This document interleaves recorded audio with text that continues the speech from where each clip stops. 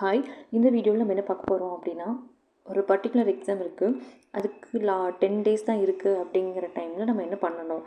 For example, இப்போ ஒரு சிலருக்கு இன்றைக்கி எக்ஸாம்ஸ் இருக்கலாம். ஐபிபிஎஸ் பிஓட எக்ஸாம் இன்றைக்கி இருக்கலாம். இன்னும் சில பேருக்கு வந்துட்டு 23, 24 அந்த டேட்ஸில் இருக்கலாம். ஸோ அப்படி இருக்கிற டைமில் நம்ம வந்து எந்த மாதிரி ப்ரிப்பேர் பண்ணணும் அப்படிங்கிறத நம்ம இந்த வீடியோவில் பார்க்கலாம். ஸோ ஃபர்ஸ்ட்டாக வந்து எல்லோரும் சொல்கிறது, நான் வந்து இவ்வளோ மார்க்ஸ் போட்டிருக்கேன், நான் வந்து ஒரு 10 மார்க்ஸ் போட்டிருக்கேன், இல்லை 20 மார்க்ஸ் போட்டிருக்கேன், 50 மார்க்ஸ் போட்டிருக்கேன் அப்படிங்கிறது சொல்லிகிட்டு இருப்பாங்க. ஆனால் இப்போது உங்களோட ஸ்கோர் ரொம்ப கம்மியாக இருக்குது அப்படிங்கிற பட்சத்தில் அரவுண்ட் 60 to 65% இருக்குது, இல்லை 60லேருந்து 70% இருக்குது அப்படின்னா நீங்கள் ஃபுல் டெஸ்ட் போடுறது வேஸ்ட்டு. ஏன் வேஸ்ட்டு அப்படின்னா, இருக்கிற நாலேஜே தான் வந்துட்டு ஃபாலோ அப் பண்ணிகிட்டே இருக்கும். ஸோ அதில் புதுசாக ஆட் ஆன் பண்ணிகிட்டே இருக்க மாட்டோம். ஸோ அப்போ என்ன பண்ணணும் அப்படின்னா, நீங்கள் டாபிக் வைஸ் டெஸ்ட் போடணும். இல்லை டாபிக் வைஸ் ரொம்ப ஸ்பெசிஃபிக்காக இருக்கே, அப்போ என்ன பண்ணலாம் அப்படின்னு கேட்டோம்னா, ஒரு செக்ஷன் எடுத்துக்கோங்க. ஃபார் எக்ஸாம்பிள், ரீசனிங்கில் நம்மளுக்கு 40 மார்க்ஸ் இந்த டைம் அலாட் பண்ணியிருக்காங்க. அப்போது அந்த ரீசனிங்கில் நம்ம எவ்வளோ மேக்ஸிமமாக ஸ்கோர் பண்ணணும்? இப்போ நம்மளுக்கு வந்து 10 கிட்ட தான் வருது. அதை எப்படி நம்ம வந்து 20 to 25 ரேஞ்சுக்கு மேலே கொண்டு போகிறது? அப்போது அதுக்கு செக்ஷனல் தனியாக ரீசனிங்க்கு மட்டுமே நம்ம வந்து நல்லா ப்ரிப்பேர் பண்ணிகிட்டு இருக்கணும். அதே மாதிரி தான் குவான்ஸு, அதே மாதிரி தான் இங்கிலீஷ். ஸோ செக்ஷனல் நிறைய போடும். அந்த செக்ஷனலில் இப்போ ரீசனிங்கில் எனக்கு வந்து சிலாஜிசம் ரொம்ப மிஸ்டேக் ஆகிட்டே இருக்குது அப்படின்னா, அப்போது நீங்கள் அந்த டாபிக் வைஸ் டெஸ்ட்டு நீங்கள் போட்டு பார்த்துட்டே இருக்கணும். அதுக்கப்புறம் செக்ஷனல் போடணும். இந்த மாதிரி 3 சப்ஜெக்ட்டுக்குமே, இங்கிலீஷ், ரீசனிங், குவான்ஸ், இந்த 3 சப்ஜெக்ட்டுக்குமே நல்ல செக்ஷனல் டெஸ்ட் போட்டு அனலைஸ் பண்ண பிறகு அதுக்கப்புறம் எண்ட் ஆஃப் த டே வந்துட்டு ஃபுல் டெஸ்ட் போடுங்க. ஒரு ஃபுல் டெஸ்ட் போதும், ஓகேங்களா? ஒரு நாளைக்கு ஒரு ஃபுல் டெஸ்ட் போட்டிங்கன்னா அரௌண்ட் ஒரு 5 to 6 ஃபுல் டெஸ்ட் வரும். அதுவே எனஃப் தான். ஆனால் நீங்கள் ஒரு இருக்கிற நாலேஜ் வச்சு ஒரு நாளைக்கு ஒரு 10 ஃபுல் டெஸ்ட், 5 ஃபுல் டெஸ்ட் அந்த மாதிரி போட்டிருந்தீங்கன்னா மிஸ்டேக்ஸ் வந்துகிட்டே தான் இருக்கும். நீங்கள் போட்ட நாலேஜ் அப்படி தான் இருந்துகிட்டே இருக்கும். இல்லை நீங்கள் மேக்ஸிமமாக நீங்கள் 2 ஃபுல் டெஸ்ட் வைக்கிறீங்கன்னா வச்சுக்கோங்க. ஆனால் எந்த செக்ஷனில் வீக்காக இருக்குது, எந்த செக்ஷனில் நம்ம ஸ்ட்ராங்காக இருக்கோமோ அது என்ன ஸ்ட்ராங் பண்ணலாம், எதில் வீக்காக இருக்குது அதில் ஓரளவுக்கு நம்ம ஆவரேஜாக கொண்டு வரலாம் அப்படிங்கும்போது செக்ஷனல் போடுங்க. ஸோ செக்ஷனல் தான் ரொம்ப இம்பார்ட்டன்ட். செக்ஷனல் போட்டு ஸ்பீட் இம்ப்ரூவ் பண்ணதுக்கப்புறம் அது எல்லாம் கோப்பப் ஆகுதா அப்படின்னு செக் பண்ணுறதுக்கு தான் ஃபுல் டெஸ்ட்டு. ஸோ இதை வந்து ஒரு எக்ஸாம் ஆர் 2 எக்ஸாமுக்கு இதை ஃபாலோ பண்ணிட்டீங்கன்னா ஒரு பர்டிகுலர் அமௌண்ட் ஆஃப் மார்க் உங்களுக்கு கிடச்சிரும். அதுக்கப்புறம் நீங்கள் ஃபுல் டெஸ்ட் மட்டுமே போட ஆரம்பிச்சிடலாம். ஏன்னா ஸ்டார்டிங் ஸ்டேஜில் நம்ம இவ்வளோ பர்சன்டேஜ் தான் இருக்கோம் அப்படின்னா, இன்னும் கொஞ்சம் எட்ஜ் கொடுத்தோம்னா கண்டிப்பாக வந்துட்டு 75 to 85% வந்துடும். கண்டிப்பாக கிளியராக சான்சஸ் அதிகமாக இருக்கும். ஆனால் இப்போ நம்ம அது பண்ணாமல் ஃபுல் டெஸ்ட் மட்டுமே நம்பர் ஆஃப் ஃபுல் டெஸ்ட் போட்டோம்னா அது வந்து தப்பான அப்ரோச்சாக போய் முடியும். ஸோ அப்போது டாபிக் இந்த ஃபுல் டெஸ்ட் வந்து நான் யாருக்கு சொல்கிறேன்னா, இந்த 60 to 70% மட்டும்தான் நான் வந்துட்டு இருந்துகிட்டே இருக்கேன், எனக்கு வந்து அந்த மார்க் ஸ்டாக்னண்ட்டாக இருக்குது, இம்ப்ரூவ் ஆகலை அப்படிங்கிறவங்களுக்கு இந்த மெத்தட் ரொம்ப யூஸ்ஃபுல்லாக இருக்கும். இல்லை நான் ஆல்ரெடி 80% to 85% வாங்கிட்டு தான் இருக்கேன் அப்படின்னா நீங்கள் ஃபுல் டெஸ்ட் போடுறது தாராளம். இன்னும் உங்களுக்கு எஃபிஷியண்ட்டாக பண்ணணும் அப்படின்னா செக்ஷனல் டெஸ்ட் போட்டுட்டு அதில் நல்லா இம்ப்ரூவ் பண்ணி அதுக்கப்புறம் ஃபுல் டெஸ்ட்டில் இன்னுமே நல்லா இம்ப்ரூவ் பண்ணிக்கலாம்.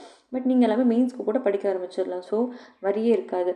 அந்த டைம் மேனேஜ்மெண்ட் மட்டும் பார்த்தாவே போதும். பட் இந்த 60 to 70 ரேஞ்சில் இருக்கிற மக்கள் மட்டுமே என்ன பண்ணலான்னா, செக்ஷனல் டெஸ்ட் போடுங்க, அதை நல்லா இம்ப்ரூவ் பண்ணுங்கள். அதில் ஏதாவது டாபிக் ரொம்ப லேக் ஆகுதுன்னா அப்போ அந்த டாபிக் டெஸ்ட் எடுத்து நீங்கள் சால்வ் பண்ணி பாருங்கள். இதுதான் ரைட்டாக இருக்கும். அது மட்டும் இல்லாமல் ஒரு டெஸ்ட் முடிச்சுட்டு இப்போ ஃபுல் டெஸ்ட் போகிறோன்னா முடிச்சுட்டு டக்குன்னு அடுத்த ஃபுல் டெஸ்ட் போகிறது தப்பு. அனலைஸ் பண்ணணும். அது ஈவன் எந்த பெரிய இப்போ மெயின்ஸில் மட்டும் நம்ம ஒரு சில பசல்ஸை அனலைஸ் பண்ணணுன்ட்டு அவசியம் இருக்காது. பட் ப்ரிலிம்ஸில் நீங்கள் எல்லா கொஷின்ஸுமே அனலைஸ் பண்ணணும். ஏன்னா எதில் ட்விஸ்ட் வச்சுருக்காங்க, எதில் நம்ம தப்பு பண்ணுறோம் அப்படிங்கிறத மிஸ்டேக்ஸை எழுதி வைங்க, ஓகேங்களா? இப்போது அந்த டைம் ஆஃப் எக்ஸாமில் என்ன பண்ணலாம் அப்படின்னு கேட்டோம்னா, எக்ஸாமுக்கு அன்றைக்கி போகிறீங்க. ஸோ அதுக்கு போகிறதுக்கு முன்னாடி நீங்கள் என்ன பண்ணியிருப்பீங்க, ஒரு 10 டேஸில் இந்த மாதிரி செக்ஷனல் போட்டிருப்பீங்க. செக்ஷனல் டெஸ்ட் போட்டிருந்தாலுமே அந்த மிஸ்டேக்ஸை வந்து என்ன பண்ணுங்கள், இந்த மிஸ்டேக்ஸை ஒரு நோட்டோ இல்லை பேப்பரோ போட்டு எழுதி வச்சுக்கோங்க. அதை கொண்டு போங்க. அதை நல்லா நிறைய செக்ரிகேட் பண்ணி நிறைய வச்சுக்கோங்க. அட்லீஸ்ட் உங்களுக்கு ஒரு 2 to 3 பேஜஸாவது ஆகும். நான் எபோனுக்கு பதிலாக பிலோன்னு எடுத்துட்டேன், இல்லை இமீடியட்லி ரைட் ஆர் லெஃப்ட், அந்த மாதிரி அது நிறைய என்னோடய மிஸ்டேக்ஸ் நிறையா இருக்கும். அதை எழுதி வச்சுக்கோங்க. ஒவ்வொருத்தரும் ஒவ்வொரு பாயிண்ட் ஆஃப் டைமில் மிஸ்டேக்ஸ் பண்ணுவாங்க. அந்த மிஸ்டேக்ஸ் நிறைய சேர என்ன ஆகும்னா ஒரு பர்டிகுலர் பாயிண்டில் அந்த மிஸ்டேக்ஸ் எல்லாம் ரிப்பீட் ஆகும். அப்போ அது உங்களுக்கு குறைஞ்சிரும் அந்த மிஸ்டேக்ஸு.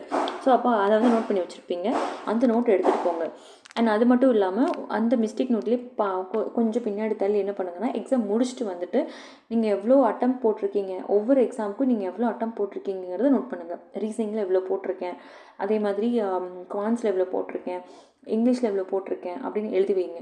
அண்ட் லேட்டராக வந்து நான் இவ்வளோ எக்ஸ்பெக்ட் பண்ணுறேன். இப்போ இங்கிலீஷில் நான் வந்துட்டு ஒரு 28 கொஷின்ஸ் போட்டிருக்கேன், ஆனால் என்னோடய மார்க் வந்து நான் 20 வரும்னு எக்ஸ்பெக்ட் பண்ணுறேன் அப்படின்னா எக்ஸ்பெக்டேஷன் மார்க் எழுதி வைங்க. அண்ட் ஆக்சுவல் மார்க் வரும்போது ஓகே நம்ம நார்மலாக வந்து இவ்வளோ அட்டம் கொடுத்தோம்னா இவ்வளோ மார்க்ஸ் நம்மளுக்கு வருது. அப்போ நம்மளோட அக்யூரசி இதுதான் அப்படிங்கிறத நீங்கள் கண்டுபிடிக்க முடியும். ஓகேவா? ஸோ அனலைசிஸ் அட்டம்ப்டை வந்து எக்ஸாம் முடிச்சுட்டு வந்தோடனே எழுதி வைங்க. போகிறதுக்கு முன்னாடி மிஸ்டேக்ஸ் நோட் எடுத்துகிட்டு போங்க. அதை ஒரு கிளான்ஸ் வந்து ரிவைஸ் பண்ணுங்கள். ஓகே, நம்ம இந்த மிஸ்டேக்ஸ்லாம் நம்ம பண்ணியிருக்கோம், இந்த எக்ஸாமில் நம்ம பண்ணக்கூடாதுன்னு எக்ஸாமுக்கு முன்னாடி இதை பண்ணுங்கள். எக்ஸாம் முடிச்சுட்டு வந்ததுக்கப்புறம் அனலைசிஸ் அட்டம்ப்ட் எவ்வளோ அட்டம் போட்டிங்கிறது எழுதுங்க. அண்ட் அது போக என்னென்ன நீங்கள் ஃபீல் பண்ணீங்க. ஃபார் எக்ஸாம்பிள் இன்றைக்கி வந்துட்டு பேப்பர் நான் வந்து என்ன பண்ணுறேன், ரஃப் ஷீட் வாங்குறதுக்கு எனக்கு டைம் ஆயிடுச்சு, அவங்க எனக்கு கொண்டு வரதுக்கு லேட் ஆயிடுச்சு, அதில் எனக்கு ஒரு 1 minute 2 minute போயிடுச்சு, இல்லை கம்ப்யூட்டர் ஷட் டவுன் ஆயிடுச்சு.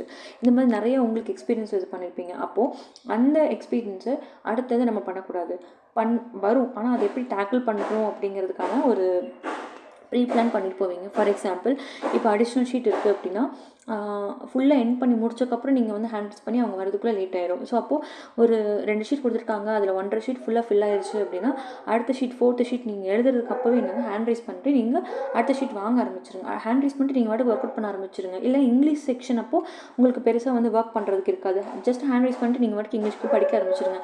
அப்போது ஒரு எக்ஸ்ட்ரா ஷீட் வந்துடும். ஸோ அந்த மாதிரி ப்ரீ பிளான் பண்ணிட்டு போங்க. இதெல்லாமே சின்ன சின்ன விஷயங்கள் தான். ஏன்னா சின்ன சின்ன விஷயங்கள் தான் பெரிய விஷயமா ஒரு காம்பவுண்டிங்காக உங்களுக்கு ஹெல்ப் பண்ணும். ஓகேவா? ஸோ எக்ஸ்பீரியன்ஸ் நோட் பண்ணுங்கள். அண்ட் அது போக வந்துட்டு அதுக்கு முன்னாடி வந்துட்டு இப்போ மார்னிங் ஒரு 7:30க்கு எக்ஸாம் இருக்குன்னா அதை நம்ம எப்படி அப்ரோச் பண்ணணும். ஃபார் எக்ஸாம்பிள் நான் வந்து எனக்கு பசிக்கும், ஏன்னா 1 hour நான் வந்து உள்ளே உட்காந்துருப்பேன். அப்போ 8:30க்கு எக்ஸாம் ஸ்டார்ட் ஆகும். அப்போ லைட்டாக பசிக்கிற மாதிரி இருக்கும். அப்போ நான் வந்து சின்ன சின்ன ஐட்டம் எடுத்துகிட்டு போகலாம். லைக் ஃபார் எக்ஸாம்பிள் நம்ம இங்கேருந்து போகிறதுக்கு முன்னாடி ஒரு பிளான் பண்ணிக்கோங்க. அட்லீஸ்ட் ஒரு பன் வாங்கிட்டு போய் எக்ஸாமுக்கு முன்னாடி நான் கொஞ்சம் சாப்பிட்டுக்கிறேன், அந்த மாதிரி பிளான் பண்ணிக்கோங்க. வாட்டர் பாட்டில் எடுத்துக்கோங்க. எக்ஸாம் அப்புறம் ஹால் டிக்கெட்ஸ்லாம் எல்லாமே எடுத்து வச்சிட்டோம்னா செக்லிஸ்ட் போட்டு வச்சுக்கோங்க.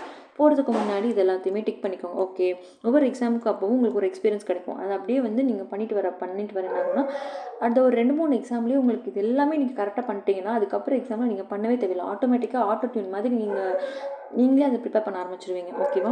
இந்த சின்ன சின்ன விஷயங்கள் தான் இம்பார்ட்டன்ட். அப்பார்ட் ஃப்ரம் ஸ்டடீஸ் மைண்டை வந்து நீங்கள் வந்து ரொம்ப அமைதியாக வச்சுக்கணும். ஓகேவா? அதுதான் இம்பார்ட்டண்ட்டு. ஒரு மார்க் டெஸ்ட் போடுறீங்க அப்படின்னா ஸ்டார்டிங்லேயே ஒரு கொஷின் எடுத்து சால்வ் பண்ணுறீங்க, அது ரொம்ப கஷ்டமாக வருது, அது சப்மிட் கொடுத்துட்டு அடுத்த டெஸ்ட்டில் பார்க்கக்கூடாது, அப்போவே அதை சால்வ் பண்ணுங்கள். ஓகே 5 minutes போயிடுச்சு, இதே மாதிரி சுச்சுவேஷன் பின்னாடி வரலாம், அப்போ அதை எப்படி டேக்கிள் பண்ணலாம் அப்படிங்கிறத நீங்கள் ஃபேஸ் பண்ணணும். ஓகேங்களா? ஸோ இந்த மாதிரி நிறைய விஷயங்கள் இருக்குது. ஸோ என்ன பண்ணுங்கன்னா கொஞ்சம் கொஞ்சமாக அப்படியே உங்களோட எக்ஸாம்ஸை பிளான் பண்ணுங்கள். ஓகே, அண்ட் இந்த விஷயங்களை தான் நான் வந்து இந்த வீடியோவில் நான் சொல்லணும்னு நினச்சேன். அண்ட் அது போக இன்னொன்று என்னென்னா இப்போ நான் வந்துட்டு பெய்ட் மென்டார்ஷிப் மாதிரி கண்டக்ட் பண்ணிகிட்ருக்கேன். அதில் உங்களுக்கு விருப்பம் இருந்துச்சுன்னா ப்ரீவியஸ் வீடியோவை ரெஃபர் பண்ணிக்கோங்க. அந்த இதில் ஏதாவது உங்களுக்கு இன்ட்ரெஸ்ட் இருந்துச்சு அப்படின்னா நான் கொடுத்துருக்கிற டெலிகிராம் ஐடிக்கு மெசேஜ் பண்ணுங்கள். And all the best for your exams. Thank you all.